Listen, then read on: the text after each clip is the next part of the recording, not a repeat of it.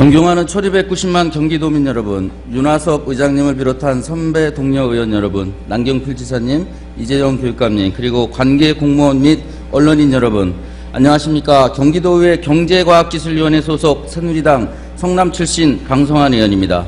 본 의원은 행정감사와 업무보고와 자료요구의 분석을 통해 경기도 산하 공공기관의 연장근로에 대한 문제점을 인식하고 이에 대한 대안을 제시하고자 합니다. 이전에 도정질의를 통해서 본 의원이 지적을 했는데요. 산하기관의 직원들은 근로기준법의 적용을 받는 근로자입니다. 그런 근로자임에도 불구하고 본 의원이 업무감사와 행정감사 등을 통해 분석해 본 결과 여러 가지 변칙적인 방법으로 연장근로에 대한 시행이 되고 있었고 문제점이 발생하고 있었습니다. 이에 대한 원인과 대책에 대해서 논의해 보도록 하겠습니다. 자료에 나와 있는데요. 지금 근로기준법에 보면 연장근로는 하루로 보면 8시간을 넘거나 일주로 치면 40시간을 넘고요. 그 연장에 합의를 하면 주 12시간을 연장을 합의해서 연장할 수 있습니다. 그리고 그거에 대한 대가는 통상임금의 50%를 반드시 가산하게 되어 있습니다. 그렇지만 경기도가 작년부터 이런 지침을 내려보내서 장점도 있고요. 단점도 있었는데 지침을 보시면 일정 금액을 정액제로 해서 주 20시간을 아예 그냥 연장근로로 정액으로 산정하는 제도가 있었고 지나치게 연장근로가 많이 시행되는 사업장이 있었고요. 또 관리감독자라고 해서 연장근로가 아예 배제되는 제도를 악용해서 관리감독자를 범위를 넓히는 이런 경우가 있었고요. 또 지침에 보면 월 상한액을 제한을 하고 연장근로에 대한 상한 시간도 제한을 하고 있었습니다. 이런 부분에서 오는 여러 가지 불합리한 점에 대해서 본 의원이 하나씩 지적을 하도록 하겠습니다. 지금 도표에 보시면요, 모 센터의 월 임금 대장인데요. 연장근로가 전 사원에게 연장근로 시간이 발생하고 있었습니다. 연장 시간이 실제로 17번에 보면 75시간까지 이렇게 실행이 되고 이측 우측에 보면 연장수당이 전체적으로 지급이 되고 있었습니다. 아까 말씀드린 정액제로 시행이 돼서 예를 들어서 20시간의 정액으로 정해지면 어느 근로자가 12시간을 해도 20시간을 받게 되는 것이고 설사 이렇게 75시간을 하더라도 20시간의 연장근로 수당만 지급받게 되는 불합리한 점이 있는 겁니다. 또 하나 지나친 연장근로 수당이 하나의 관례가 되고 있어서 전 직원이 연장근로를 하고 연장근로 수당을 지급받는 이런 경우에 문제점이 있었습니다. 또 하나 문제점은 승인제도를 악용하는 경우였습니다. 연장근로는 12시간에 아까 합의를 하면 시행할 수 있는데 그런 합의를 해서 전산상으로는 실제 근무하지만 승인을 해주지 않기 때문에 실제로는 연장근로에 포함되지 않는 그런 불합리한 점도 발생을 했습니다. 그래서 이런 부분에 대한 부분을 지적을 하고요. 두 번째가 연장근로에 대한 부분인데 아까 말씀드린 대로 근로기준법 63조에 보면 관리 감독자일 경우에는 근로자가 아니기 때문에 근로시간 적용이 배제가 되는 규정이 있습니다.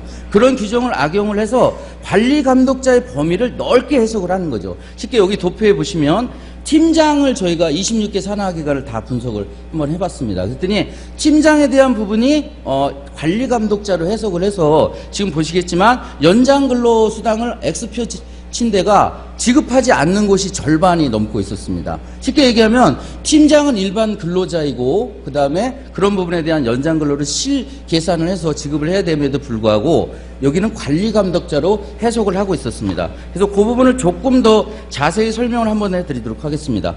관리감독자의 연장근로 제외에 대한 규정은 근로기준법 63조에 적용하고 있습니다. 거기 4호에 보면 관리감독자일 경우에는 근로시간을 제외하고 있는데 그 관리감독자에 대한 규정은 노동법에는 규정되지 않고 판례에 의해서 해석을 하고 있습니다. 판례에 따르면 한마디로 말씀드리면 여러 수립 집행 등에 대한 결정권과 소속 직원에 대한 출장, 연장근로 지시, 휴가, 승인 등 노무관리의 지휘 감독에 대한 전결권을 가져야 됩니다. 여러분 생각해 보십시오. 팀장이 노무관리에 대한 전결권을 가졌다고 볼 수는 없습니다. 최소한 본부장 정도의 그 직위가 돼야 전결권을 갖는 것이고 팀장은 어떤 사업주의 지시를 받아서 기한을 하고 지시받아서 일을 하는 거지 전결권을 가졌다고 볼 수는 없기 때문에 관리 감독자로 해석하는 것은 지나친 확대 해석이라고 본 의원은 생각을 합니다. 이런 명수가 도표에도 보지만 굉장히 많은 팀장급 이상의 직원들이 연장수당에 대한 부분을 적용받지 못하고 있는 현실입니다.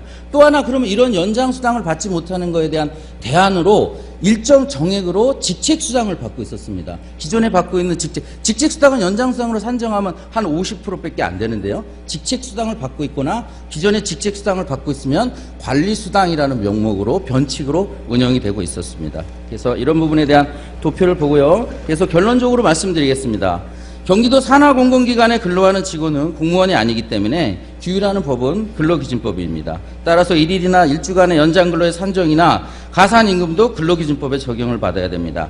산하기관의 운영재원이 도의 출연금이나 보조금 등에 의존하여 예산상 제약이 있다는 것은 인정하나 동제약이 변칙과 위법한 것에 정당한 근거로 될 수는 없습니다. 이에 지적한 문제점 중 연장근로에 대하여는 불필요한 연장근로를 지양해야 되겠습니다. 대체 휴일제의 활용, 출퇴근 시간제의 정확한 산정, 당사 간의 합의의 진정성 확보 등을 방안으로 강구해야 하고 관리감독자에 대하여는 실제 근로를 분석하고 전문가의 유권 해석을 바탕으로 시행해야 된다. 공공기관의 경영 합리화 방안과 맞물려 공공기관의 근로규정과 임금 지급 실태에 대하여 철저한 점검으로 산하기관의 근로자의 근로에 대한 정당한 보상이 이루어지고 분쟁을 예방을 하는 계기가 되었으면 합니다. 끝까지 경청해 주셔서 감사합니다.